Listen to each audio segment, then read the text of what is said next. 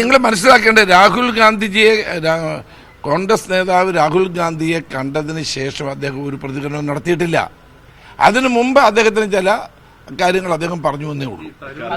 അത് നിങ്ങൾ കാണേണ്ട ഒരു കാര്യം, രാഹുൽ ഗാന്ധിയെ കാണുന്നതിന് മുമ്പ് അദ്ദേഹം ഒരു ഇംഗ്ലീഷ് ദിനപത്രത്തിന് കൊടുത്ത ഒരു ഇന്റർവ്യൂ ആണ്. നമ്മുടെ പാർട്ടിയുടെ ഏറ്റവും സമുന്നതനായ നേതാവ് രാഹുൽ ഗാന്ധിയെ കണ്ട ശേഷം അദ്ദേഹം പിന്നീട് ഒരു പ്രതികരണവും നടത്തിയിട്ടില്ല. അപ്പോൾ അതിനു മുമ്പ് നടത്തിയ ഒരു ഇന്റർവ്യൂ ആണ് ഇപ്പോൾ ഈ പറയുന്നത്. ഇന്ന് എൻ്റെ അഭിപ്രായത്തിൽ കേരളത്തിലെ കോൺഗ്രസ് UDFും ഒറ്റക്കെട്ടായി മുന്നോട്ട് പോകേണ്ട ഒരു സന്ദർഭമാണ്. പാർട്ടി പ്രവർത്തകരുടെ തെരഞ്ഞെടുപ്പാണ് പഞ്ചായത്ത് തെരഞ്ഞെടുപ്പ്. ആ സന്ദർഭത്തിൽ ഒരു വിവാദത്തിനും ഇവിടെ സ്ഥാനമില്ല. നേതാക്കളും പ്രവർത്തകരും ഒരുമിച്ച് ഒറ്റക്കെട്ടായി നിന്നുകൊണ്ട് സാധാരണ പ്രവർത്തകർ മത്സരിക്കുന്ന പഞ്ചായത്ത് തെരഞ്ഞെടുപ്പിന് വേണ്ടിയുള്ള ഒരുക്കങ്ങളുമായിട്ട് മുന്നോട്ട് പോവുക എന്നുള്ളതാണ് ഏറ്റവും പ്രധാനപ്പെട്ടത്. ഞാൻ അടക്കമുള്ള നേതാക്കന്മാർ അതുകൊണ്ട് തന്നെ വിവാദങ്ങളിൽ നിന്ന് ഒഴിഞ്ഞു നിന്നുകൊണ്ട് സാധാരണ പാർട്ടി പ്രവർത്തകരുടെ തെരഞ്ഞെടുപ്പിന് വേണ്ടിയിട്ട് സജ്ജമാകുക എന്നുള്ളതാണ് ഏറ്റവും പ്രധാനപ്പെട്ടത്. അപ്പം രാഹുൽ ഗാന്ധിയുമായി കൂടിക്കാഴ്ച നടത്തുന്നതിന് മുമ്പ് അദ്ദേഹം നടത്തിയ ഒരു പത്രലേഖകരോട് സംസാരിച്ചതും അതിനുശേഷമുള്ള അദ്ദേഹത്തിൻ്റെ നിലപാടും പരിശോധിച്ചാൽ പ്രത്യേകിച്ച് ഒന്നും ഉണ്ടായിട്ടില്ല എന്നുള്ളത് നമുക്ക് മനസ്സിലാക്കാൻ കഴിയും. ശ്രീ ശശി തരൂറുമായി ബന്ധപ്പെട്ട ഒരു വിവാദത്തിനും ഞാനില്ല. പാർട്ടിയിൽ എല്ലാ നേതാക്കളും അനിവാര്യരാണ്. എല്ലാവരും ഒരുമിച്ച് പോകുന്ന അന്തരീക്ഷമാണ് ഉണ്ടാകേണ്ടത്. പഞ്ചായത്ത് തെരഞ്ഞെടുപ്പ് കഴിഞ്ഞാൽ നിയമസഭാ തെരഞ്ഞെടുപ്പ് വരികയാണ്. അപ്പോൾ കേരളത്തിൽ ഈ ഭരണം കൊണ്ട് ജനങ്ങൾ പൊറുതിമുട്ടിയിരിക്കുകയാണ്. ഒരു മിനിറ്റ്, ഈ ഭരണമാറ്റമുണ്ടാകണം എന്നുള്ളതാണ് ജനങ്ങൾ ആഗ്രഹിക്കുന്നത്.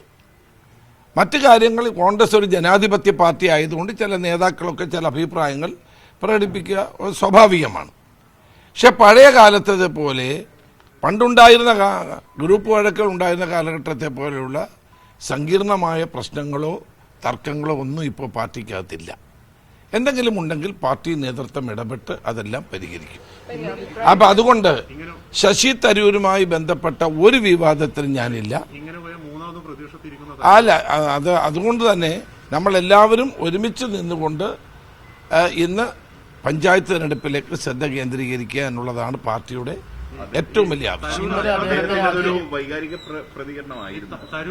അതെ, നിങ്ങൾ മനസ്സിലാക്കേണ്ടത് രാഹുൽ ഗാന്ധിജിയെ കോൺഗ്രസ് നേതാവ് രാഹുൽ ഗാന്ധിയെ കണ്ടതിന് ശേഷം അദ്ദേഹം ഒരു പ്രതികരണം നടത്തിയിട്ടില്ല.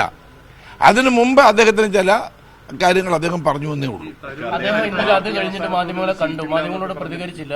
അദ്ദേഹം ഒറ്റ വരിയിൽ ഇറക്കാം ഈ പറഞ്ഞത് ഞാൻ രാഹുൽ ഗാന്ധിയെ കാണുന്നതിന് മുമ്പുള്ളതാണ്. അത് എല്ലാവർക്കും അറിയാമല്ലോ. ഞാൻ തന്നെ അത് ഒരു വരിയെങ്കിലും അല്ല, ആ ഇന്റർവ്യൂ നടത്തിയ ആളിനോട് ഞാൻ സംസാരിച്ചതാണ്.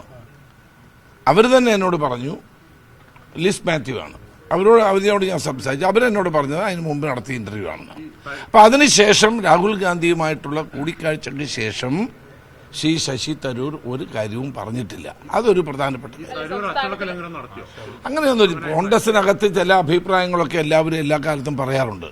അപ്പം അതിനെ അങ്ങനെ കണ്ടാൽ മതി. അതിന് അപ്പുറത്തേക്ക് നമ്മൾ വായിക്കേണ്ട കാര്യമില്ല.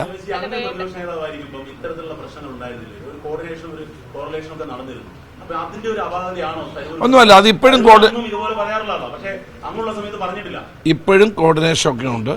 അതിനൊന്നും ഒരു കുറവുമില്ല.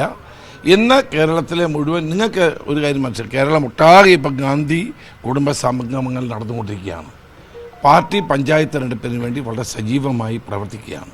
ഇതിനകത്ത് ഒരു കാര്യമാണ്, CPMന് ഒരു അജണ്ടയുണ്ട്. ആ CPMന്റെ അജണ്ട എന്ന് പറയുന്നത് കോൺഗ്രസിനെ ദുർബലപ്പെടുത്തുക എന്നുള്ളതാണ്. അത് മനസ്സിലാക്കിക്കൊണ്ട് എല്ലാവരും ഒറ്റക്കെട്ടായി നിന്ന് പ്രവർത്തിക്കേണ്ട സാഹചര്യമാണ്. നമ്മൾ അതിന് വേണ്ടിയിട്ടാണ്. കാരണം സാധാരണ പ്രവർത്തകന്റെ തെരഞ്ഞെടുപ്പാണ് പഞ്ചായത്ത് തെരഞ്ഞെടുപ്പ് എന്ന് പറയുന്നത്. അവർക്ക് അസംബ്ലിയിലോ പാർലമെന്റിലോ ഒന്നും നിൽക്കാൻ പറ്റില്ല. അവർക്ക് പഞ്ചായത്തിലും ജില്ലാ പഞ്ചായത്തിലും ബ്ലോക്ക് പഞ്ചായത്തിലും ഒക്കെയാണ് ഭൂരിപക്ഷം ആളുകൾക്ക് മത്സരിക്കാൻ കഴിയുന്നത്. എല്ലാവരും ചിന്തിക്കേണ്ട കാര്യമാണ്. ഞാൻ അദ്ദേഹത്തെ മാത്രമല്ല, എല്ലാവരും, ഞാനടക്കം എല്ലാവരും ചിന്തിക്കേണ്ട കാര്യം.